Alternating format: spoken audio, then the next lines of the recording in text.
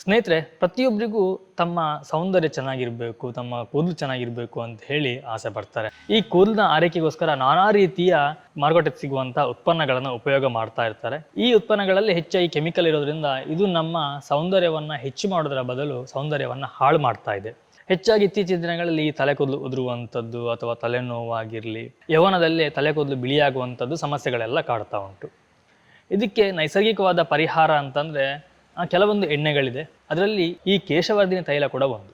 ಈ ಕೇಶವರ್ಧಿನಿ ತೈಲವನ್ನ ಕೂದಲಿನ ಟಾನಿಕ್ ಅಂತಾನೆ ಕರಿಬಹುದು. ಅಷ್ಟೊಂದು ಕೂದಲಿನ ಆರೈಕೆ ಮಾಡುವಂತಹ ಒಂದು ಎಣ್ಣೆ. ನಾವು ಮೊದಲಿಗೆ ಹೋಗಿ ಈ ಎಣ್ಣೆ ಮಾಡಲಿಕ್ಕೆ ಬೇಕಾದಂತಹ ಹೂ ಹಾಗೆ ಆ ಎಲೆಗಳನ್ನು ಕಲೆಕ್ಟ್ ಮಾಡ್ಕೊಂಡು ಬರೋಣ.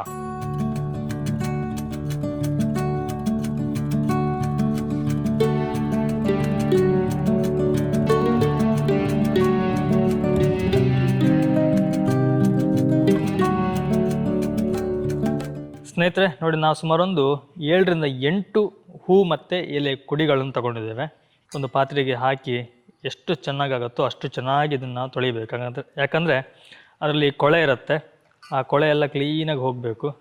ನಾವೀಗ ಈ ಎಲೆಯನ್ನು ತೊಳೆದಿದ್ವಲ್ಲ, ಆಮೇಲೆ ಕ್ಲೀನಾಗಿ ಇದನ್ನು ಒಣಗಿಸ್ಕೋಬೇಕು. ಯಾವುದೇ ರೀತಿಯ ನೀರಿನ ಅಂಶ ಇದರಲ್ಲಿ ಇರಬಾರ್ದು, ಅಷ್ಟು ಕ್ಲೀನಾಗಿ ಒಣಗಿಸ್ಬೇಕು. ನೋಡಿ, ಫುಲ್ ಡ್ರೈ ಆಗಿದೆ. ಈಗ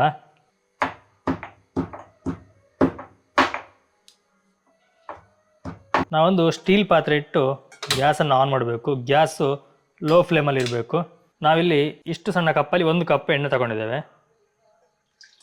ನಾವು ಎಣ್ಣೆನ ತುಂಬ ಬಿಸಿ ಮಾಡಬಾರ್ದು, ಲೈಟಾಗಿ ಬಿಸಿ ಆಗಿದೆ. ಈಗ ನಾವು ಜಜ್ಜಿರುವಂತಹ ಎಲೆಯನ್ನು ಹಾಕೋಬೇಕು. ನೋಡಿ, ಅದರಲ್ಲಿ ಎಲೆ, ಹೂವು ಎಲ್ಲದೂ ಸಹ ಇದೆ. ಯಾವುದೇ ಎಣ್ಣೆ ಆಗಲಿ ನಾವು ಕೈಗೆ ಹಾಕಿ ಕ್ಲೀನಾಗಿ ಅದನ್ನು ರಬ್ ಮಾಡಬೇಕು. ನಾವು ರಬ್ ಮಾಡೋದ್ರಿಂದ ನಮ್ಮ ಕೈಯ ಘರ್ಷಣೆಯಿಂದಾಗಿ ಒಂದು ಶಾಖ ಉತ್ಪತ್ತಿ ಆಗುತ್ತೆ. ಈ ಶಾಖ ಉತ್ಪತ್ತಿ ಆದಾಗ ಎಣ್ಣೆ ಬಿಸಿ ಆಗುತ್ತೆ.